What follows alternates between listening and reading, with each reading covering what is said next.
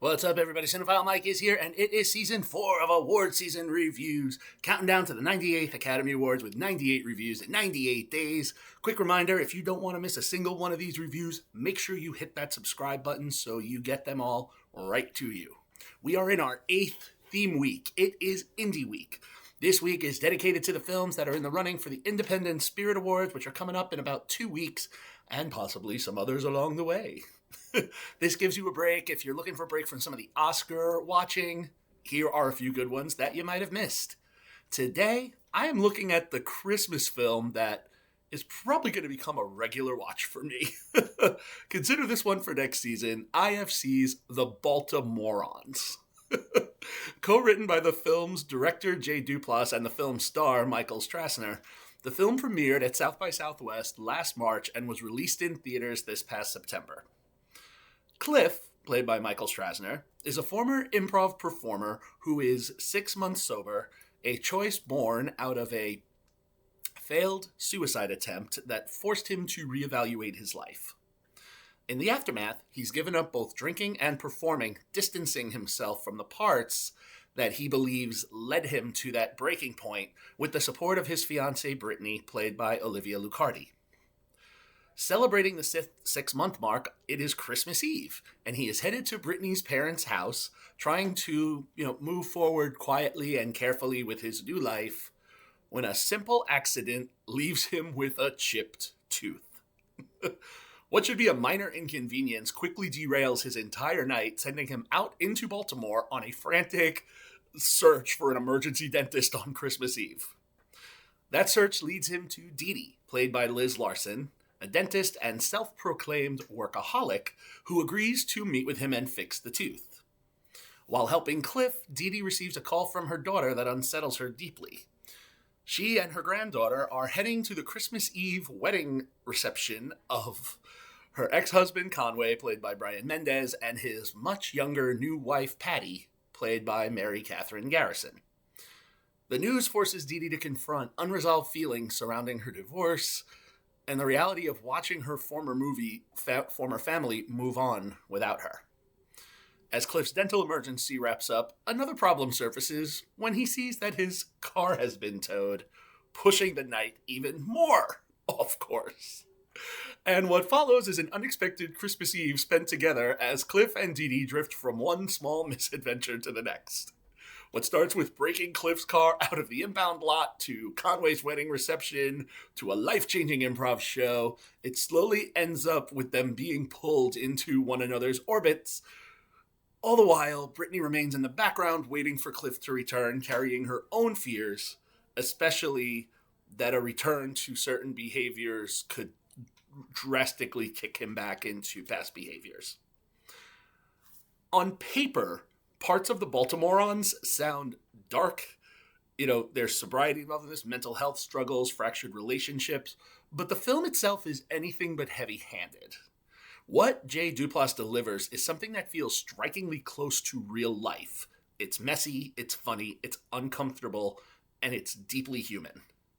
The characters are immediately relatable, even when you sense that certain choices may lead to heartbreak. But rather than leaning into the melodrama, the film finds warmth in small moments and quiet connections, allowing the story to unfold with an honesty that feels earned rather than engineered. And much of that success really comes down to the chemistry between Michael Strassner and Liz Larson, which is undeniable from the moment their paths cross in the dentist office. Their dynamic carries the film, making it very easy to root for them, even when the circumstances feel morally complicated. You may feel conflicted about Cliff, given, he has a fiance waiting in the wings for him, but there's an emotional pull between these two that's so natural, so we want to see what happens. Their relationship never feels forced or overly romanticized. Cliff and Dee Dee, instead it just plays like two people unexpectedly finding comfort and understanding in one another at exactly the right moment. There's an ease to the Baltimorons that makes it feel almost documentary-like at times, as if the camera is simply just following these characters through a night that was meant to happen.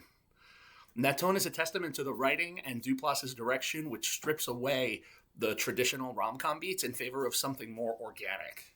The film has charm to spare, anchored by very sharp, very natural dialogue and a gentle exploration of a, potential May-December connection that doesn't feel gimmicky.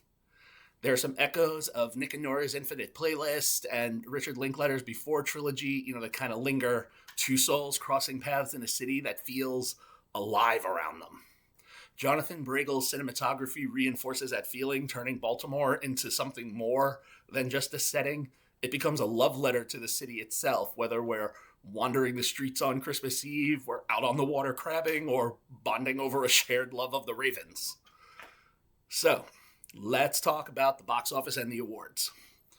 At the end of its run, the film only made $833,587 domestically, which makes up its worldwide total as there was no international release.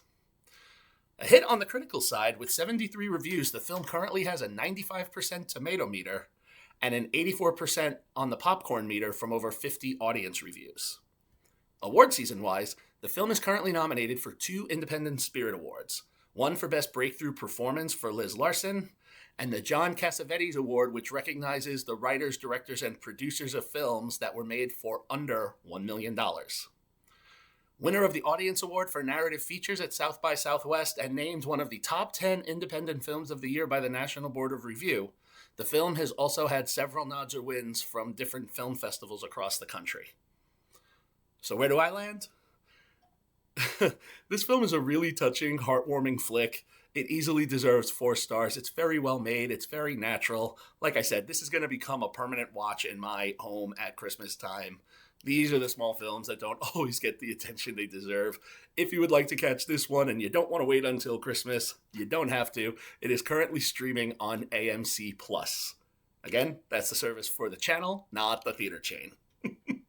Thank you all for joining me for episode 52 of Award Season Reviews Season 4. We've got 46 days left, so make sure you stay with me. Be sure to like the video, subscribe to the channel, share it with your friends, drop your thoughts in the comments. You can follow me everywhere on social platforms, on Letterboxd, and of course, head over to cinephilemike.com for even more reviews and movie goodness. I'll be back tomorrow with the next review, but until then, this is Cinephile Mike saying take a break and watch something new.